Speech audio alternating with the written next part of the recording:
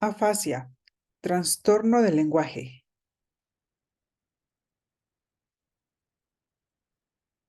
Los pacientes que desarrollan lesiones estáticas encefálicas son propensos a sufrir alteraciones neurolingüísticas que desencadenan un cuadro sintomatológico estrechamente relacionado con el daño encefálico. La afasia es una de ellas. Esta logopatía es determinante en la calidad de vida del individuo. De ahí la importancia de su rehabilitación.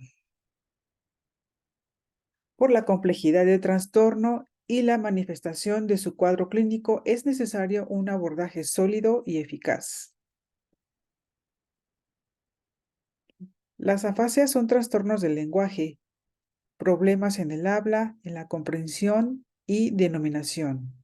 Un gran número de personas en el mundo son afectadas por la enfermedad vascular cerebral y los traumas cráneoencefálicos, patologías que constituyen lesiones estáticas encefálicas.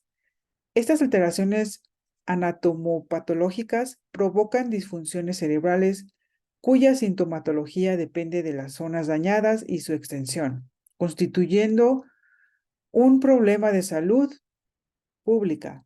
Estos pacientes frecuentemente sufren alteraciones neurolingüísticas como la afasia, que desencadenan un cuadro sintomatológico estrechamente relacionado con el daño encefálico.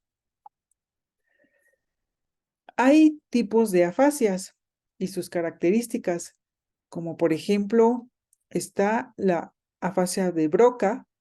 Esta es una afasia motora mayor, insuficiencia de los aspectos motores del lenguaje y de la escritura, agramatismo, en ocasiones trastornos de comprensión del lenguaje.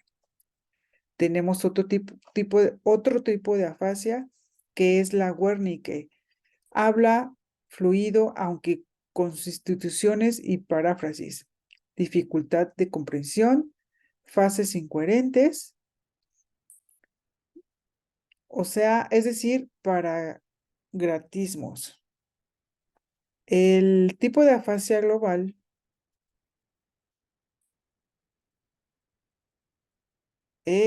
constituye trastornos de habla severo, problemas de fluidez y comprensión, e imposibilidad de leer y escribir.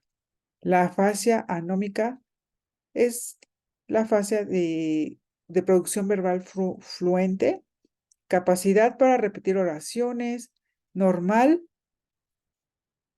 aunque con dificultad, comprensión normal, denominación de objetos deteriorada. ¿Cómo abordar al paciente con afasia? Primero que nada, debemos conocer los especialistas que pueden tratar afasia. Estos son los patólogos del habla y del lenguaje y los especialistas en trastornos neurológicos en la comunicación. El especialista debe tener siempre presente que la lesión que padece un paciente afásico le imposibilita a la hora de expresarse o comprender, pero eso no implica que no entienda o que no sepa lo que quiere decir. Otra cosa es la información que es capaz de transmitir. Por ello, es fundamental empatizar y darle su tiempo, o colaborar con él de manera indirecta, sin llegar a corregirle, ya que es una patología que a nivel psicológico afecta gravemente. El nivel de frustración es muy alto, y esto interfiere directamente en su evolución y mejoría. Sería recomendable que tanto el paciente como su entorno cercano acudiesen a un profesional de la psicología. El trabajo del logópeda a la hora de reducir el lenguaje de un afásico consistirá en reforzar las siguientes áreas. El área de la atención, la cual se trabaja mediante órdenes y consignas que debe cumplir para comprobar la comprensión. Resultan de gran ayuda los juegos de mesa, dominó, ajedrez, cartas, etcétera, ya que le obligan a mantener la concentración durante un periodo de tiempo largo. Referente a la memoria, se puede trabajar a través de cosas tan sencillas y rutinarias como elaborar la lista de la compra, recordando elementos que se le presentan o forman parte de una zona concreta de la casa o del mobiliario. La orientación temporal se le pide al propio paciente que indique la fecha, obligándole a buscar referencias y una organización para una correcta ubicación temporal. Respecto a la orientación espacial, se comienza por lo más básico, reforzando el espacio-trabajo con su propio cuerpo sobre su cuerpo respecto a una sala y finalmente con representaciones espaciales a través de papel y lápiz, líneas rectas, diagonales, círculos, triángulos, etc. En lo que respecta al cálculo, necesita que las áreas espaciales y de memoria estén previamente reforzadas. También tenemos que en agnosias consiste en una alteración de reconocimiento, así que a través de fotos, dibujos y objetos reales se puede reforzar. En la agnosia auditiva se refuerza con el reconocimiento y repetición de sonidos, onomatopeyas, imitaciones, etc. Así como la agnosia visual, la apraxia y la hemiplegia. Pautas del lenguaje para familiares de pacientes con afasia. A continuación, mostramos pautas generales de comunicación para los familiares de un paciente afásico. Cómo mantenerse dentro de su línea de visión, mantener un ritmo de habla y un volumen de voz adecuado, hablar de manera tranquila y pausada, apoyándonos de gestos, utilizar un lenguaje bien estructurado, usar frases cortas y un vocabulario sencillo. Tener paciencia y esperar sus respuestas. Dejar tiempo extra para el procesamiento de la información. Prestar más atención a todos los elementos comunicativos de naturaleza no verbal que el paciente pueda transmitirnos. Estimular al paciente para que hable o para que se comunique a través de cualquier medio y exprese sus necesidades e ideas. También podemos estimular cualquier tipo de comunicación, ya sea habla, gestual, señalando o dibujando.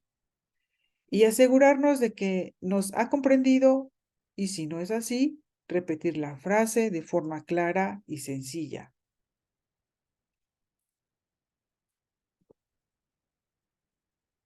También podemos intentar no saltar de un tema a otro en la conversación.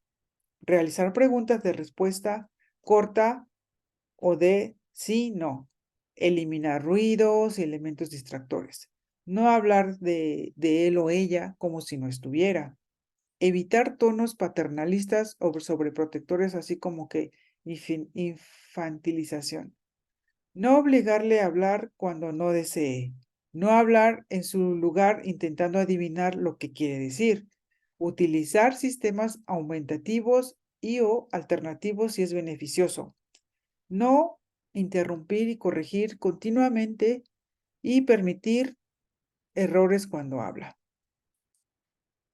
Cuando intente decir algo y se bloquee, no dejarle cometer muchos errores, intentando llegar a la palabra buscada. En este caso se frena. Si se sabe la palabra que busca, le ofreceremos ayuda y se la diremos enseguida. Darle la oportunidad para escuchar, hablar, aunque se encuentre a solas, con radio, la televisión o algún medio en el cual pueda seguir escuchando. ¿Cómo se diagnostica la afasia?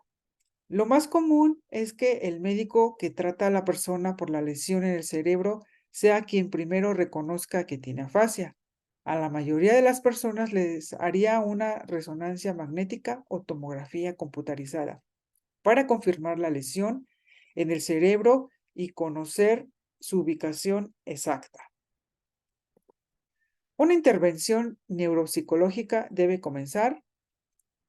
Habitualmente se recomienda la realización de dicha evaluación neuropsicológica cuando existen síntomas o quejas relacionados con la memoria, la atención o el razonamiento. Una vez realizada la evaluación, se siguen 3 fases generalizadas para llevar a cabo una intervención de manera adecuada: la evaluación neuropsicológica, la definición de objetos y plan de tratamiento, rehabilitación neuropsicológica y seguimiento. Y por último, la valoración de los resultados. El diagnóstico y evaluación en las afasias. A la hora de diagnosticar una afasia, el logópeda dispone de varias alternativas para evaluar los distintos aspectos lingüísticos que pueden verse alterados.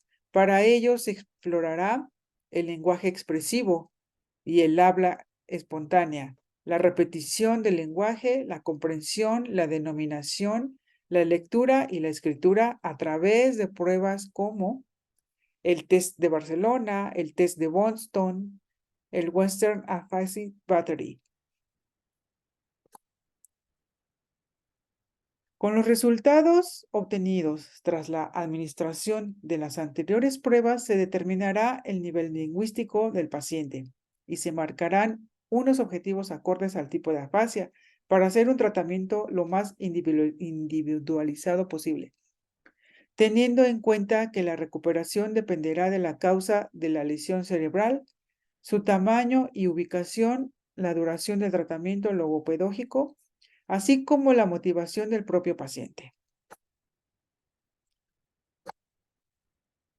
Las investigaciones más recientes indican que las personas que han sufrido una lesión en el hemisferio izquierdo con afectación en el lenguaje que inician la intervención lo más tempranamente posible presentan un pronóstico de recuperación más favorable que las que lo hacen tras haber transcurrido un periodo largo de tiempo desde los accidentes o el accidente. Sin embargo, gracias a la plasticidad cerebral, siempre es posible ver avances y mejoras a pesar del momento de inicio del tratamiento, observándolas también en pacientes crónicos.